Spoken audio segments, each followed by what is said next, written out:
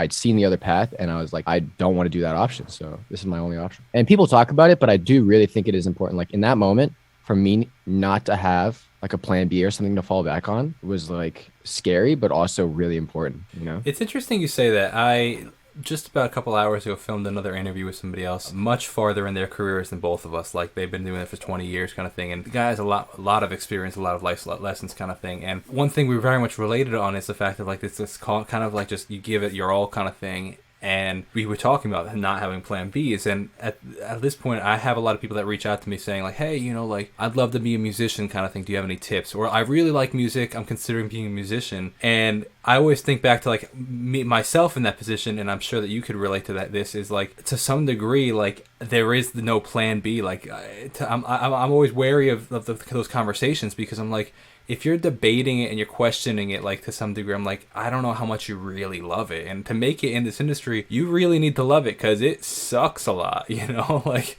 it's hard, you know, it's hard in any industry, but like not only are you an entrepreneur, but you're an entrepreneur in the arts, and the arts quality is subjective, you know what I mean? It's not like you're an architect where you're building a building and if it stands up, it works, you know? Like, it's very, you know, not subjective, like, you know, the other fields of work. But yeah, so I totally relate to that. And it's like this giving your all kind of thing. It's like if you have one foot in each door, if you have a plan B, I feel like to some degree. Yeah. And the thing is, you're competing, you know, like really realistically, you're competing with hundreds of people who aren't, you know, and they're fully in it. They're like, I mean, I work like recently I was doing like 7 days a week, honestly, which was extreme. But you know, like it's like you spend your free time doing it. If it's Yeah. something you really love, like Yeah. for me, I was spending my free time doing music. Yeah. And like, let's say this was the kind of the logic in my mind. Let's say I went to NYU and I was doing computer science and the kind of music on the side. I would have been at NYU with these people who loved computer science, who like spent their free time learning about it, watching YouTube videos, touching up on it. And they would have been the ones to excel and get these opportunities at the school. I would have been like probably okay, you know, but I wouldn't be like when some big job opportunity comes in, the teacher's like, oh,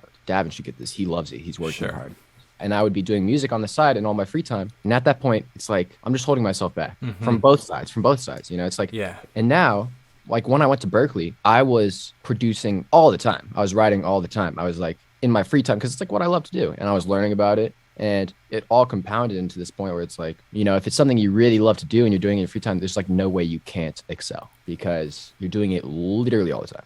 Yeah. That's why I preach like that my music was so bad in high school, because it was. And it's like, it's okay because it's about the work ethic. I've never met someone really successful in this industry who didn't work really, really hard for it or deserve it. Never. That's the truth, man. You know? Absolutely. And I think that's the outside perception looking in is like, oh, how did this person get success and like have this song and stuff? But like from the inside, it's like there is no mistakes or like accidents, because everyone I know who's really successful worked their asses off for it and they're so deserving. Sure. Very interesting.